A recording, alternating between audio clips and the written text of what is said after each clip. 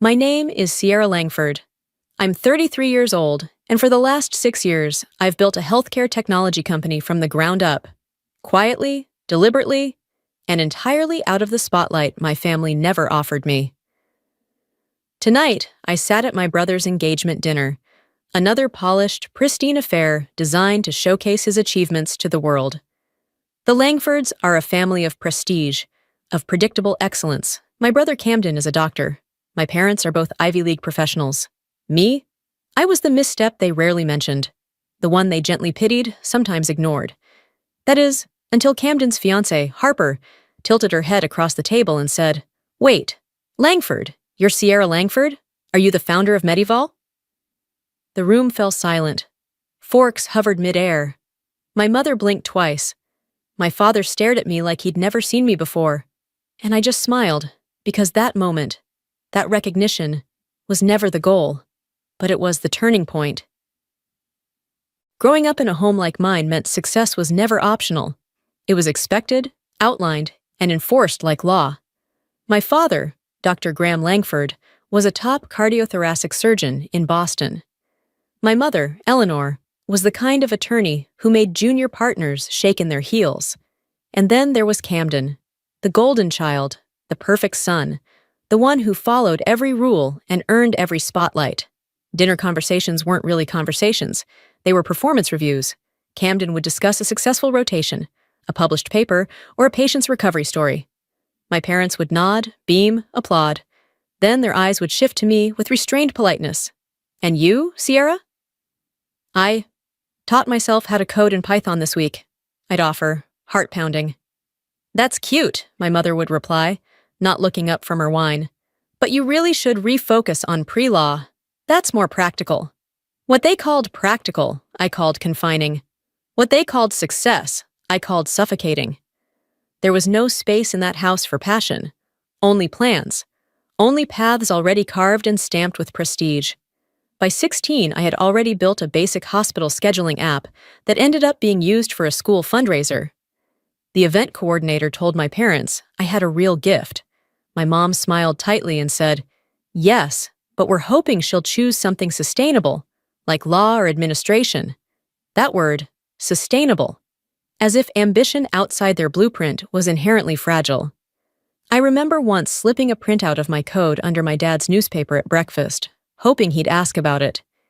He didn't even glance at it, just pushed it aside to reach his coffee. The silence hurt more than if he'd laughed. By the time Camden got into med school, they threw a huge party. I had qualified for the state tech finals that same week. My mother said, "Maybe next time, sweetie. We've already planned everything for your brother." I went anyway, alone, and I won first place. When I came home carrying my trophy, no one asked how it went. They were too busy congratulating Camden on getting into Johns Hopkins. I left it in my closet, a private reminder of who I was becoming, even if no one saw it. That night, I made a vow. I wouldn't fight for their attention. I'd outgrow their approval, quietly, completely. And one day, I would build something so undeniable, it would speak for itself. College was my first taste of oxygen. I chose a small but rigorous tech school far from Boston, where no one knew the Langford name. There, I wasn't Camden's sister. I was just Sierra, the girl who saw code the way others saw language. In my sophomore year, I met Maya Sterling. She was sharp, relentlessly curious, and just as disillusioned with traditional paths as I was. We'd stay up until 2 a.m. tweaking code, not for grades, but because we believed in what we were building. There was an ease between us, the kind that happens when two people recognize each other without needing to explain the why. Medivault started as a simple idea sketched on a napkin, a secure, intuitive system to bridge the disastrous communication gaps in healthcare. Maya had lost her uncle to a medication error. I had watched my own grandmother be misdiagnosed 3 times in a row. We knew the system was broken. We believed we could fix a small part of it. While other students were lining up internships, we were building a prototype in Maya's garage, surviving on takeout and borrowed Wi-Fi. Her parents encouraged us every step of the way, brought us snacks, asked about progress, even offered to help us file our LLC papers. Meanwhile, my parents still thought I was freelancing in IT. I let them believe that. It was easier than hearing another lecture about real jobs and backup plans. Every time I tried to explain what we were building, the glazed look in their eyes shut me down faster than any outright criticism could have. By senior year, we'd won a statewide entrepreneurship competition. The prize money helped us incorporate, and a professor connected us to our first hospital client, an administrator named Dr. Simone Kwan, who saw what we saw: potential. That first contract changed everything. We moved into a cramped apartment in the South Loop of Chicago and worked 18-hour days. I still remember the week we couldn't pay rent, so we offered to build our landlord's website in exchange for a month's grace. He agreed. Bit by bit, MediVault grew. We pitched to angel investors. We hired Tyler, a genius back-end developer who had dropped out of MIT. We landed a regional healthcare provider, then another. Each win was quiet, contained within our tiny circle. And each one brought a flicker of disbelief that we were actually doing it, actually building something that mattered. I never told my family, not even when we hit 100,000 users, not when we raised our first $3 million. They never asked. Camden was now a chief resident. My parents' Christmas letters still called me between roles or doing something tech-adjacent. I let them. It wasn't about spite. It was self-protection. I didn't want them near something so sacred, not when they'd spent years calling it insignificant. But success, even in silence, has a way of echoing.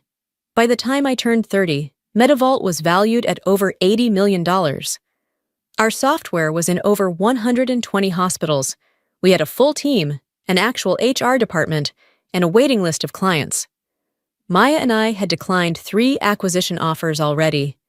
We weren't done yet. Then one morning, Harper Carlyle's name landed in my inbox. She was Horizon Health Tech's Director of Strategic Acquisitions. Her message was courteous and probing, clearly testing the waters. She asked for a meeting regarding a potential strategic fit between our missions. I read the email 3 times. Then I Googled her, and that's when I saw it. Harper Carlyle Jertshi was Camden's fiancée. I didn't tell anyone. Not Maya, not Jules, not even my therapist. For a full week, I just sat with the knowledge. The woman my brother was going to marry was the same executive trying to buy my company. Harper hadn't made the connection yet, of course. I kept a deliberately low profile. No photos in press releases. Only my first name in articles. Inside tech circles, I'd become something of a myth. The ghost founder who built MediVault but never sought the spotlight. But if Harper kept digging, she'd find me. And with the engagement dinner looming, the question shifted from if to when. My mother called 3 times that week. Make sure you dress appropriately. Harper's family is accomplished. We want to present well. Translation: don't embarrass us with your usual 2 practical outfits. Of course, I said. I'll find something elegant. I chose a fitted black dress, minimal, tasteful, powerful. Not to prove anything, just to feel grounded. I didn't need to wear armor. I was the armor now. The restaurant was a glass and marble cathedral overlooking the river. Blue Bridge, the new Michelin darling in downtown Chicago. I arrived precisely on time. Not early enough to help with seating charts, not late enough to make a statement. Just there. Camden greeted me with his usual easy charm. Liv, glad you made it.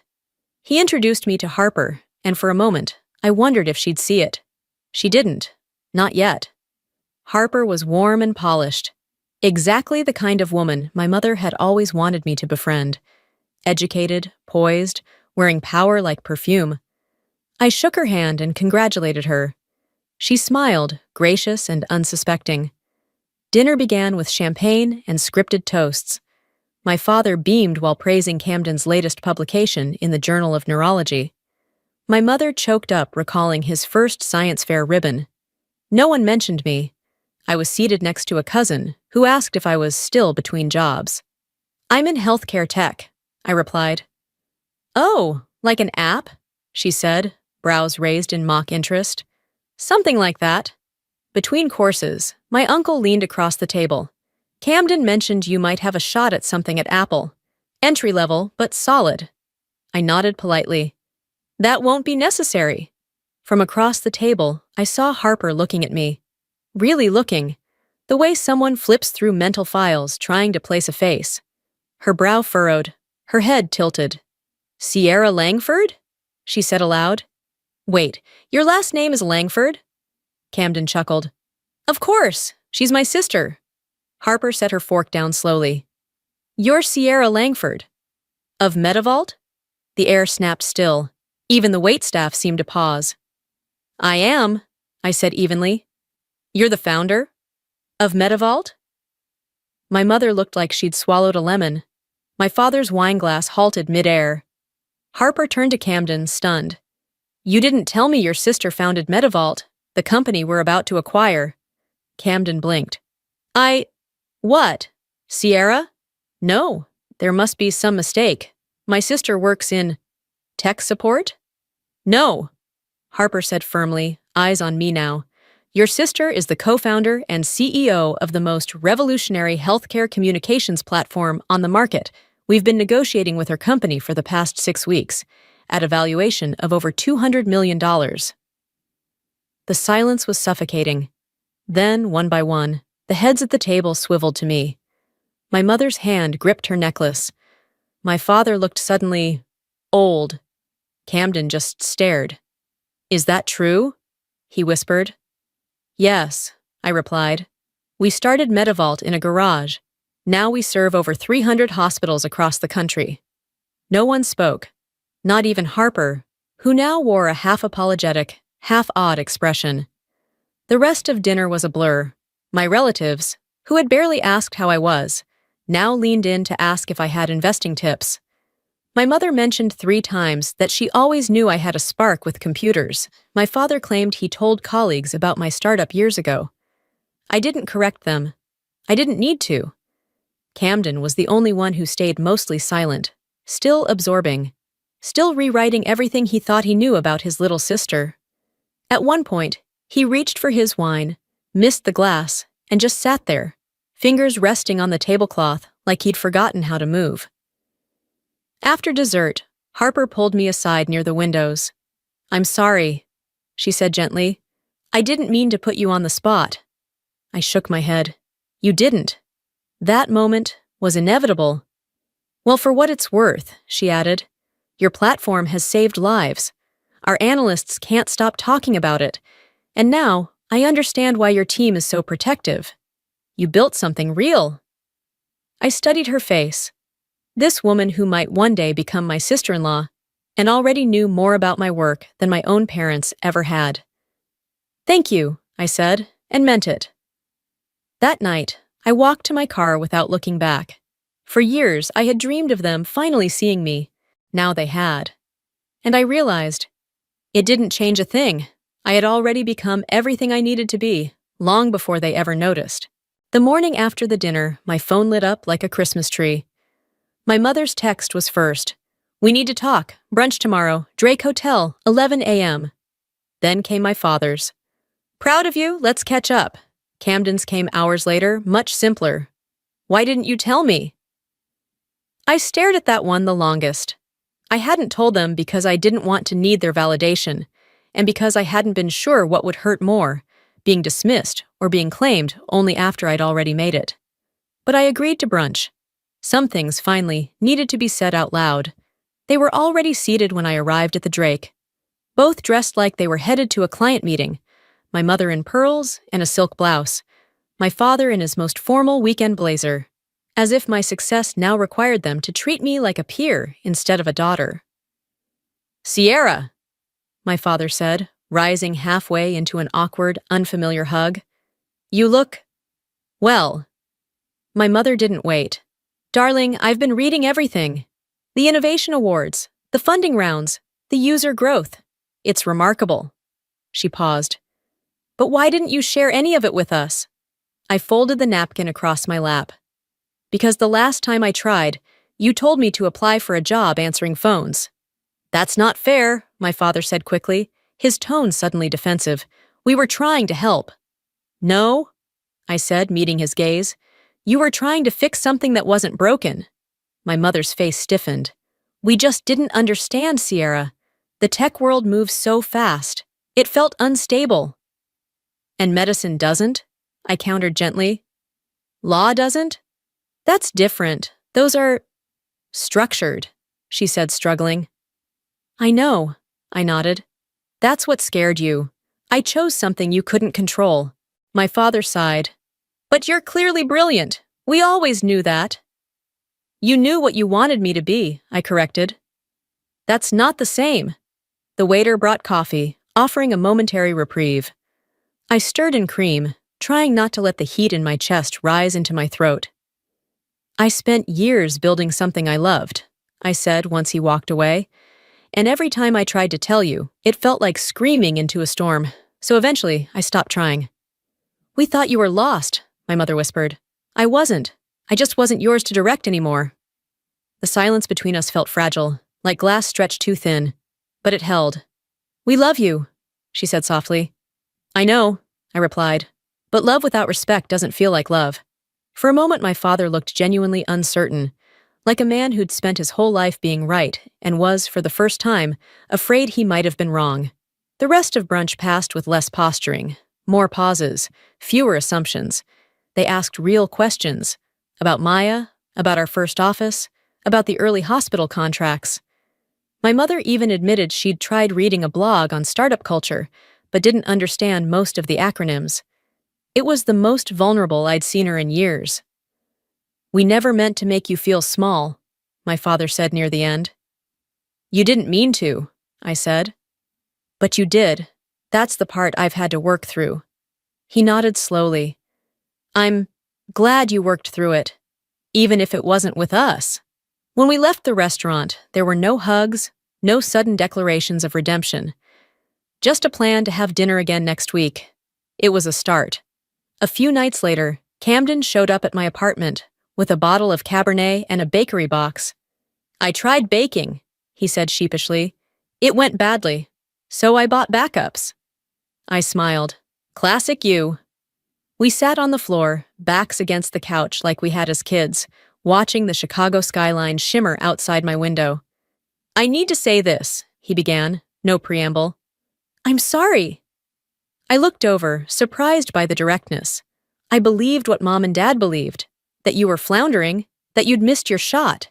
He shook his head. But you weren't lost. You were building something they didn't understand. I never asked, and that's on me. You weren't the only one, I said. But you're the only one here right now. He raised his glass. To the black sheep. I clinked mine against his. To the sheep that built an empire. We laughed, the sound echoing softly in the quiet apartment. That moment mattered more to me than any article, any valuation, any closed deal. Because he wasn't just proud. He saw me. 6 months later, the world had changed. But not in the way I once fantasized. Yes, the Horizon deal closed. MediVault became part of one of the largest healthcare tech portfolios in the world. Maya took over global strategy. I accepted the role of head of innovation, working with Horizon's top leaders to scale our platform across continents. My office now overlooked the Chicago River, glass walls framing a skyline that used to feel unreachable. But that wasn't the real transformation. The real change was quieter. It was my mother texting me a screenshot of an article about women in tech and asking, "Have you met her? She reminds me of you." It was my father sitting through a full product demo and nodding, not because he understood every detail, but because he finally knew it mattered. It was Camden mentioning, in passing, that he quoted one of my white papers during grand rounds, and it was me, no longer shrinking, hosting monthly mentorship dinners for young women in STEM, reminding them that even when no one claps, their work still counts. One afternoon, a high school student I mentored asked me, "Do you ever wish they had believed in you sooner?" I thought about that. Sometimes, I admitted. It would have made things easier, but it might have made me softer too. She nodded, not entirely sure what I meant. So I added, "There's power in building alone. It forces you to believe in yourself before anyone else does. And once you have that, no one can take it from you." I still think about that often, because it's the truth I didn't know I was chasing all along. Recognition is sweet, but it fades. Conviction? That stays. That night, as I stood by the window of my office, watching the city flicker alive below, I smiled, not because they finally saw me, but because I never needed them to. Not really, because real success isn't proving others wrong. It's proving yourself right and living like you believe it.